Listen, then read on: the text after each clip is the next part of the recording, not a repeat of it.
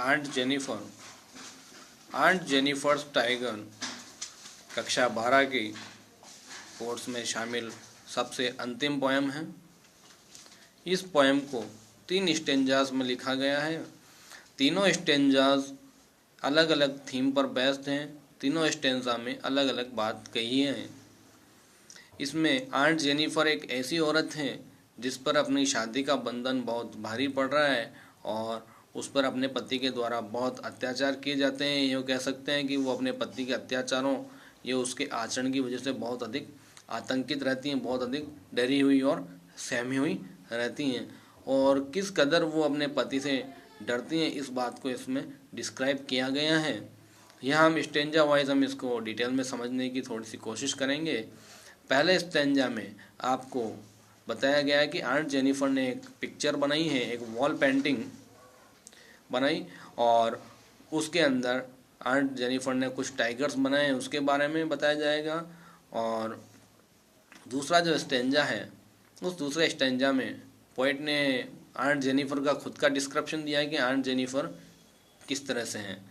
और जो last and कंक्लूजिंग stanza है वो कंपैरेटिव स्टेंजा है। उस स्टेंजा के अंदर पोएट ने कंपेयर किया है कि आंट जेनिफर और आंट जेनिफर के द्वारा जो बनाए गए टाइगर्स हैं उनमें क्या डिफरेंस है, क्या अंतर है।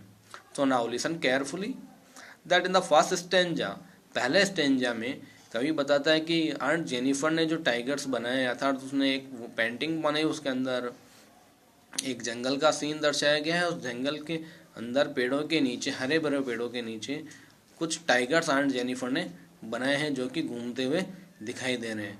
और वहीं पेड़ के नीचे कुछ शिकारी खड़े हैं, लेकिन उन टाइगर्स को किसी भी तरह के शिकारियों का या किसी भी तरह का कोई डर नहीं है। वो इतनी शान से निर्भीक होकर के वहाँ घूम रहे हैं जैसे कि जंगल में निर्भीक होकर घूम रहे हैं और बिल्कुल जैसे पुखराज जैसा चमकता है वैसे वो चमकते हुए, मुस्कुराते हुए और बड़े शान से बिना किसी डर, बिना किसी भय के घूमते हुए नजर आ रहे हैं। दूसरे स्टेंजा में आंट जेनिफर के बारे में बताया गया है।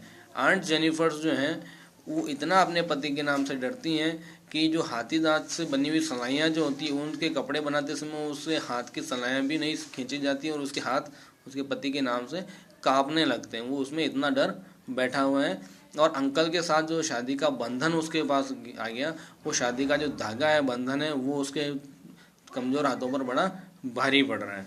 मीन्स टू से उसके ऊपर विवाह का जो बंधन है वो बहुत भारी पड़ रहा है। उस पर जो रस्म रिवाज और नियम लागू कर दिए गए, थोप दिए गए, उनका निर्वाह करना उसके लिए अत्यंत भारी पड़ रहा है।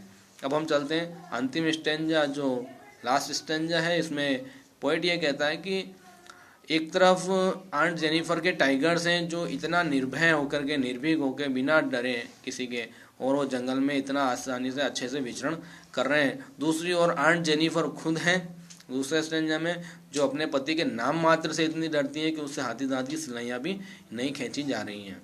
और कभी ये कहता है कि आंट जेनिफर मर जाएगी जब तक भी वो अपने इस डर के इस बंधन से मुक्त नहीं हो पाएगी। लेकिन तब भी, उस कंडीशन में भी आंट जेनिफर के जो टाइगर हैं वो इसी तरह से निर्भीक होकर के घूमते रहेंगे और निर्भय रहेंगे। बेसिकली कवि ने इस पोएम के अंदर आंट जेनिफर की स्थिति को डिस्क्राइब किया और दूसरी ओर उसी के द्वारा बनाए गए टाइगर्स जिनकी कंडीशन उसके बिल्कुल अपोजिट है उसके बारे में बताया है।